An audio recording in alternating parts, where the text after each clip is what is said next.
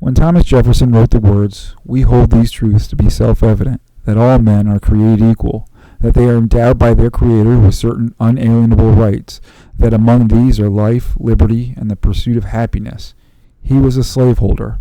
During his time at Monticello, there were as many as 600 slaves that were part of the estate, with 130 slaves at any given point. Thomas Jefferson was a conflicted man who saw the evil of slavery, who wrote these words in the original draft of the Declaration of Independence, denouncing the slave trade as an execrable commerce, the assemblage of horrors, a cruel war against human nature itself, violating its most sacred rights of life and liberties. His failure to include these words set the Declaration of Independence as both a model for government and as a seedy secret of hypocrisy and duality. Jefferson saw value in the abolition of slavery, but succumbed to the political expediency of continuing the practice. The question that must be addressed is whether the evil nature of slavery offsets the principles and ideology of the Declaration of Independence.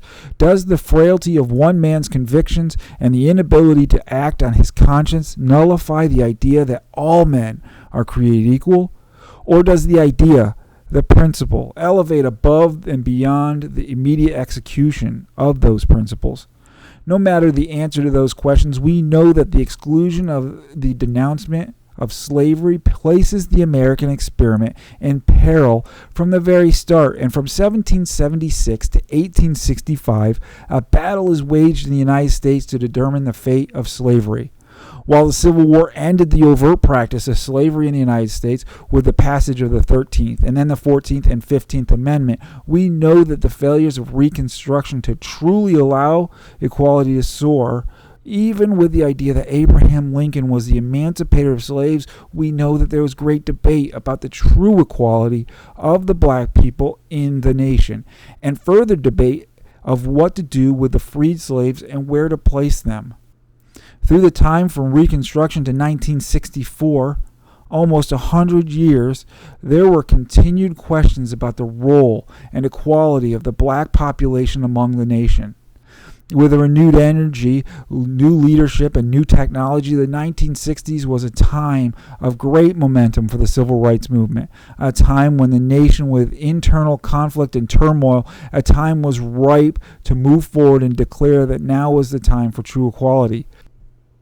The scars of Reconstruction remained with this nation as states, and the federal government continued to justify segregation and unjust treatments with calls of separate but equal, backed by administrations and courts for decades, was now being challenged by the people, and the call for equality and justice was not going to be ignored.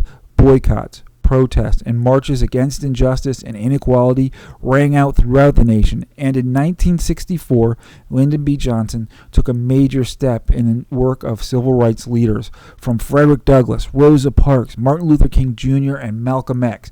The struggle was indelibly marked on the conscience of a nation as television and radio memorialized that struggle.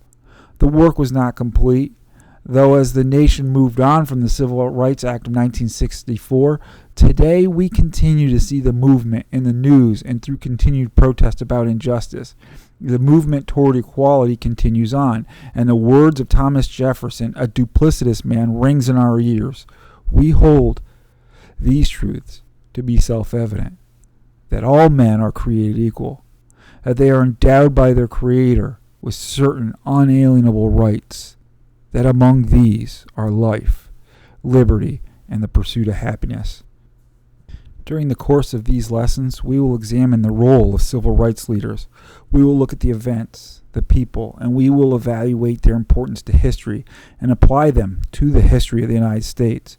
We will look at key figures, some well-known, such as Abraham Lincoln, Frederick Douglass, Harriet Tubman, and Martin Luther King, but we will also address and discuss some lesser-known but just as important figures such as Sojourner Truth, Ella Baker, Philip Randolph, and Bayard Rustin. We will try to fill in some of the blank spots in our history that is often overlooked.